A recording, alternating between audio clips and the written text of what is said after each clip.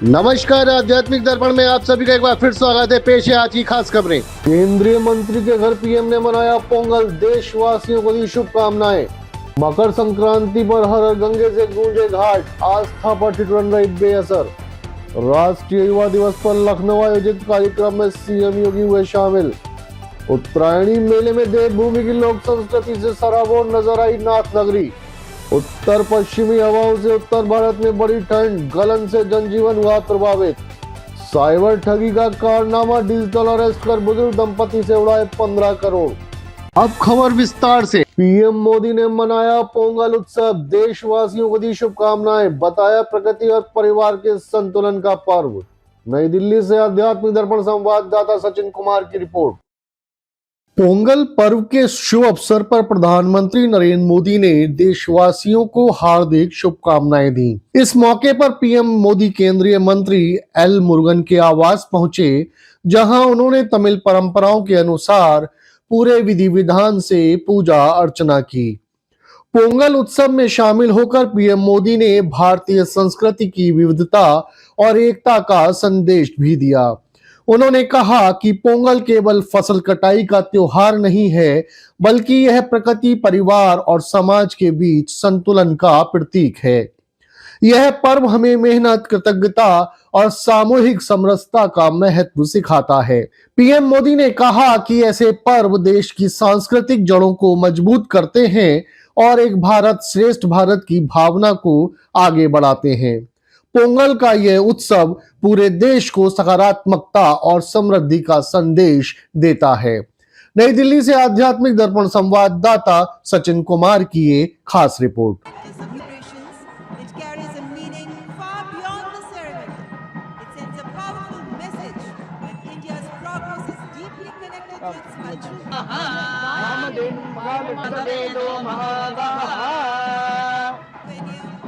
this is a moment.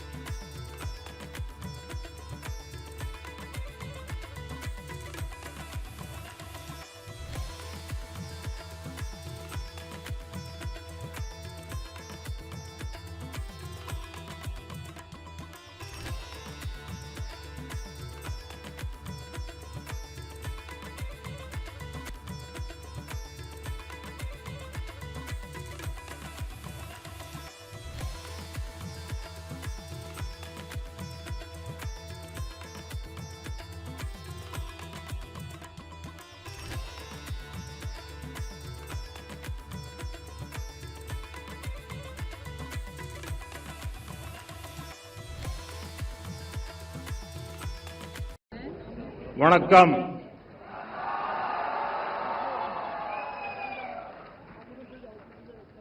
இனிய பொங்கல்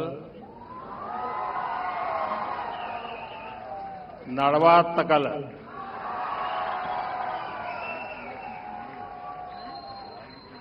आज पोंगल एक ग्लोबल फेस्टिवल बन चुका है। दुनिया भर में तमिल समुदाय और तमिल संस्कृति से प्रेम करने वाले लोग इसे उत्साह के साथ मनाते हैं। उसमें मैं भी एक हूं।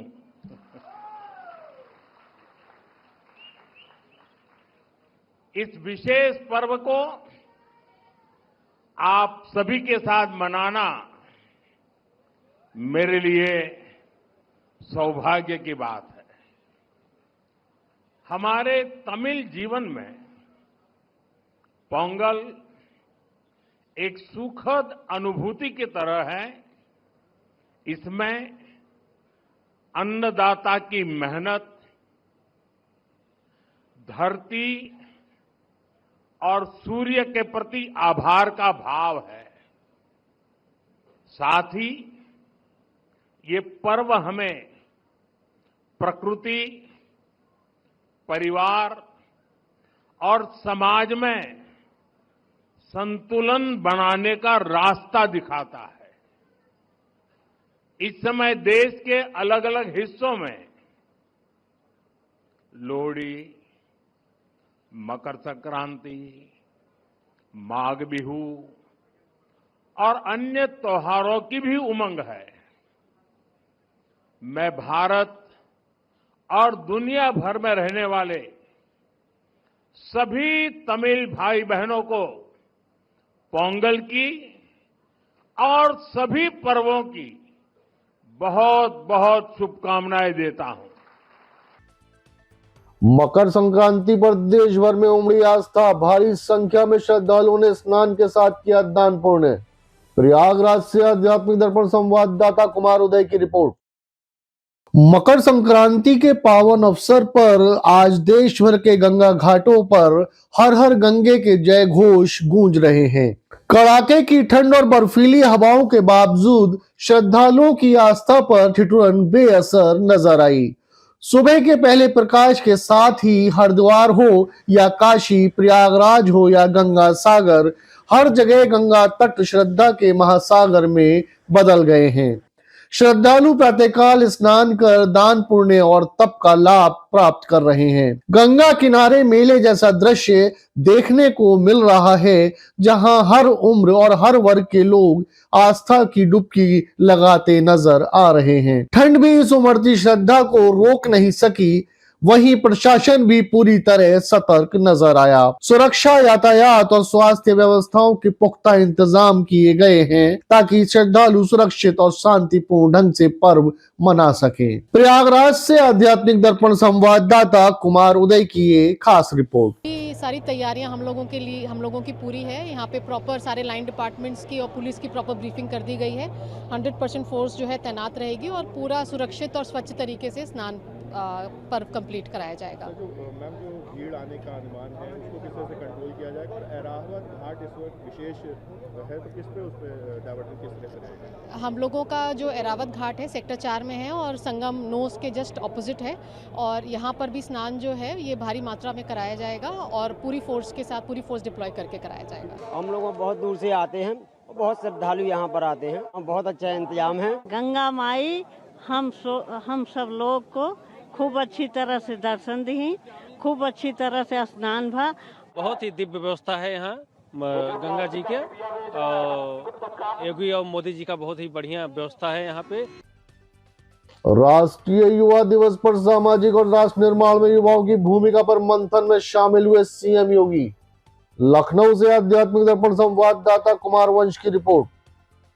राष्ट्रीय युवा दिवस के अवसर पर राजधानी लखनऊ में भव्य कार्यक्रम का आयोजन किया गया, जिसमें मुख्यमंत्री योगी आदित्यनाथ ने विशेष रूप से शिरकत की। कार्यक्रम के दौरान सीएम योगी ने युवाओं को संबोधित करते हुए स्वामी विवेकानंद के विचारों को याद किया और कहा कि युवा शक्ति ही किसी भी राष्ट्र की सबसे बड़ी ताकत होती है। उन्होंने कहा कि आज का युवा केवल अपना भविष्य ही नहीं बल्कि देश की दिशा और दशा तय करता है। मुख्यमंत्री ने युवाओं से सामाजिक सेवा, राष्ट्र निर्माण और आत्मनिर्भर भारत के लक्ष्य को लेकर आगे बढ़ने का आह्वान किया। इस आयोजन में बड़ी संख्या में छात्र, युवा संगठन और स्वयंसेवी संस्थाएं शामिल रहीं। राष्ट्रीय युवा दिवस का यह कार्यक्रम युवाओं में आत्मविश्वास, अनुशासन और देशभक्ति की भावना को और अधिक मजबूत करता नजर आया। लखनऊ से आध्यात्मिक दर्पण संवाददाता कुमार वंश की ये खास रिपोर्ट।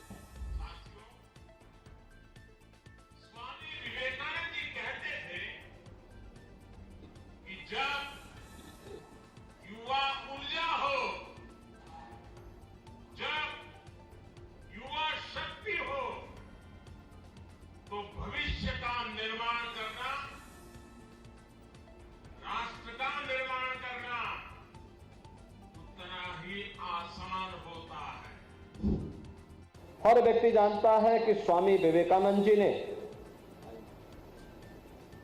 दुनिया की सबसे प्राचीनतम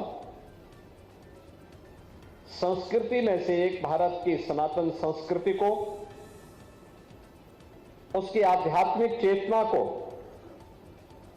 और वैश्विक मंच पर अपनी बौद्धिक प्रतिभा से परिचित कराने में एक बड़ी भूमिका का निर्वहन किया था। यही कारण है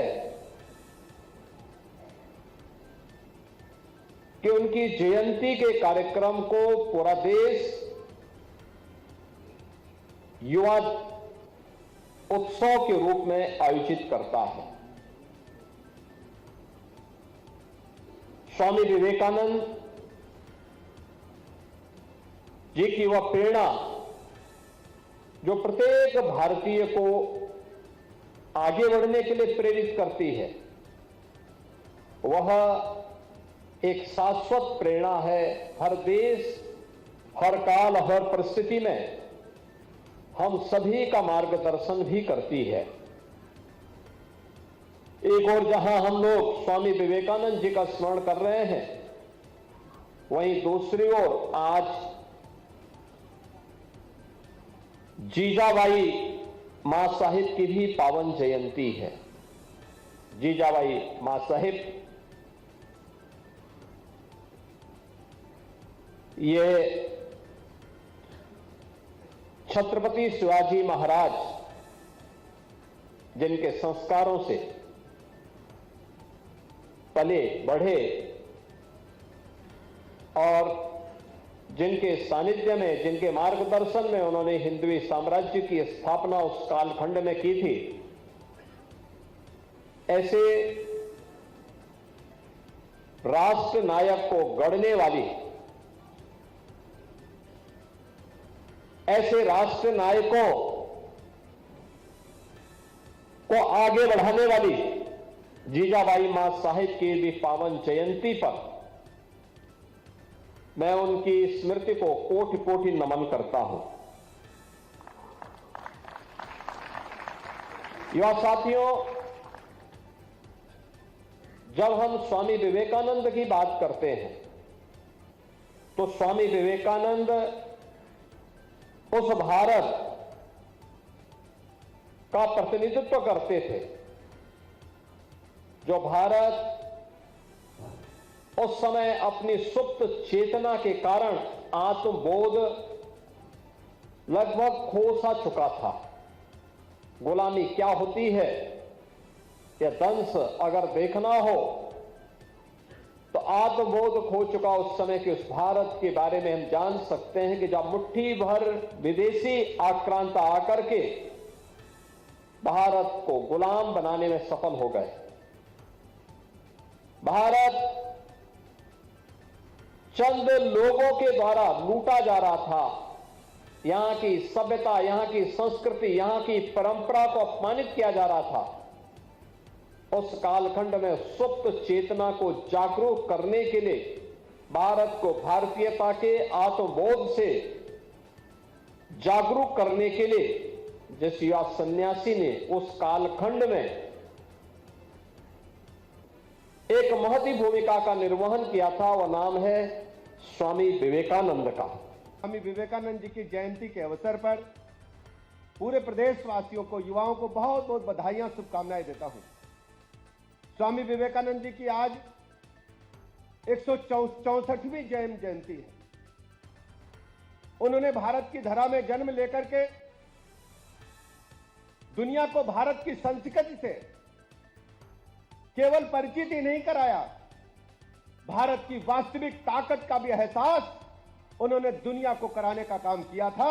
ऐसे महापुरुष को मैं हृदय की गहराइयों से श्रद्धा समर्पित करता हूं, नमन करता हूं उनकी स्मृतियों को, और प्रदेश के युवाओं से कहना चाहता हूं कि स्वामी विवेकानंद जी के जीवन चरित्र पर सीख लेकर के हम सबको माननीय प्रधानमंत्री नरेंद्र मोदी जी की अगुवाई में देश को आगे बढ़ाने के लिए एकजुट होकर, तन मन से समर्पित होकर प्रदेश को आगे बढ़ाने के लिए हम सबको जुट जाना चाहिए। आज प्रदेश मजबूत हाथों में, आदरणीय योगी जी के हाथों में है। हम युवाओं की जिम्मेदारी है कि स्वामी विवेकानंद जी को पढ़ें और समझें वो परिस्थितियां क्या रही होंगी जब देश गुलामी की जंजीरों में जकड़ा हुआ था। भारत के अंदर सांस लेने की भी इजाजत नहीं थी, कहीं आने जाने की इजाजत नहीं थी, लेकिन ब्रिटानिया हुकूमत के बावजूद मां भारती का सपूत दुनिया के पैमाने पर भारत की संस्कृति का झंडा लहराने में सफल हुआ। याद करिए शिकागो के उस सम्मेलन में जब स्वामी विवेकानंद गए होंगे, क्या परिस्थिति रही होगी। आमंत्रण भी नहीं था, पहुंचने का टिकट भी नहीं था, रहने को, खाने को, पहनने को धनराशि भी नहीं थी, लेकिन स्वामी विवेकानंद जी ने मां भारती के तिरंगे को, झंडे को कभी झुकने नहीं दिया। ऐसे महान सपूत को हम सलूट करते हैं और उनकी स्मृतियों को नमन करते हैं। लेते हैं एक छोटा सा ब्रेक, आप कहीं मत जाइएगा, देखते रहिए आध्यात्मिक दर्पण। बैल कोलू कच्ची घानी सरसों का तेल, नाम ही पहचान है। बैल कोलू कच्ची घानी सरसों का तेल, नाम ही पहचान है। 62 वर्षों से आपके भरोसे और फैशन का प्रतीक सेठी सन्स, बॉम्बे होजियरी फैमिली की विश्वसनीय इकाई। यहाँ मिलेगा स्टाइलिश जेंट्स कलेक्शन, आकर्षक लेडीज फैशन और प्यारे प्यारे किड्स वियर, सब कुछ एक ही जगह पर। सेठी सन्स, परंपरा, विश्वास और फैशन का संगम। ब्रेक के बाद आप सभी का हार्दिक स्वागत है। नाथ नगरी में उमड़ी देवभूमि की संस्कृति की झलक, रंग यात्रा में उमड़ा शहर, पहाड़ी व्यंजनों के स्वाद ने मचाई धूम। बरेली से आध्यात्मिक दर्पण संवाददाता मयंक गुप्ता की रिपोर्ट। उत्तरायणी मेले के रंगों ने बरेली शहर में उत्तराखंड की पूरी झलक बिखेर दी। जैसे ही रंग यात्रा शहर की सड़कों से गुजरी, देवभूमि की लोक संस्कृति जीवंत हो उठी। पारंपरिक वेशभूषा, ढोल दमाऊ की गूंज, लोक नृत्य और पहाड़ी व्यंजनों की खुशबू ने हर किसी को आकर्षित किया। रंग यात्रा में शामिल कलाकारों ने उत्तराखंड की सांस्कृतिक विरासत को मंच पर ही नहीं बल्कि आम जन तक पहुंचाया। दर्शकों ने पहाड़ की संस्कृति से रूबरू होकर पारंपरिक स्वाद और लोक कला का भरपूर आनंद लिया। यह मेला केवल उत्सव नहीं बल्कि उत्तराखंड की सांस्कृतिक पहचान और परंपराओं का सजीव प्रतिबिंब बनकर सामने आया, जिसने बरेली वासियों को देवभूमि से जोड़ने का काम किया। बरेली से आध्यात्मिक दर्पण संवाददाता मयंक गुप्ता की ये खास रिपोर्ट। सर्वप्रथम तो इस उत्तरायणी मेले के शुभ अवसर पर बहुत बहुत धन्यवाद आपके सभी चैनलों एक बार जोरदार करतल ध्वनियों से अभिनंदन एवं स्वागत हमारे समस्त अतिथिगणों का। बड़ा अनुचित उत्तरायणी लग रहा है कल्याण समिति बरेली के द्वारा आयोजित उत्तराखंड ही नहीं उत्तरायणी मेले में हम आप सभी का हृदय से अभिनंदन एवं स्वागत करते हैं। मेरा निवेदन होगा तीनों ओर से बहते हुए मोहन जोशी जी की टीम जहाँ कहीं भी हो कृपया अविलंब मंच पर आए, क्योंकि विधिवत कार्यक्रमों का शुभारंभ हम मुख्य मंच पर कर रहे हैं। संगीतकार मोहन चंद्र जोशी जी और उनकी पूरी टीम कृपया मंच पर आ जाए। आयोजकों को आपके चैनलों के माध्यम से सभी तरुण और मेरा निवेदन है जल्द से जल्द। ऐसा लग रहा है कि ऐसे कुछ लोग शुभारंभ किया जो कि किसी को भी ऐसा फील कराते हैं कि हम अपने हैं, ऐसे हमारे उत्तराखंड के लोग हैं। और उत्तरायणी मेला जो बरेली में हो रहा है, मुझे लगता है कि इसको हम लोग हर साल बेहतर में बेहतर बनाना चाहते हैं। और मैंने यहाँ आयोजकों से कहा भी है कि इतना विशाल आयोजन जो ये लोग करते हैं उसमें मेरा जो भी सहयोग हो सके मैं करना चाहूँगा, क्योंकि उत्तराखंड के लोगों से एक अलग खुशनसीब लोग हैं और एक अलग खुशी उनके चेहरों पर दिखती है और उससे हम प्रेरणा मिलती है कि जीवन में खुश जरूर रहना चाहिए। जिस तरीके से उन्होंने स्वागत हम लोगों का करा है, जिस तरीके से मेले में सभी लोगों का स्वागत करा जा रहा है, वो वाकई एक बहुत बड़ी बात है। मैं सबका बहुत आभारी हूँ और सबको बहुत बधाई देता हूँ। 30वां ये उत्तरायणी मेला है। मैं लगातार इस मेले में आता रहा हूँ और मुझे लगता है कि ये हर साल जो मकर संक्रांति के अवसर पर मेला लगता है उसका एक बहुत सिग्निफिकेंस है। एक तो न केवल पर्वतीय संस्कृति को यहाँ दर्शाता है, एक प्रकृति के बदलने का स्वरूप का भी मेला है, क्योंकि मकर संक्रांति में मौसम एक परिवर्तन लेता है। पर्वतीय समाज की संस्कृति को जागृत रखने के लिए और उसे जोड़ने के लिए ये मेला है। और जो भी ये मेला यहाँ पे आता है अपने पर्वतीय समाज को याद भी करता है और उनसे जुड़ता भी है।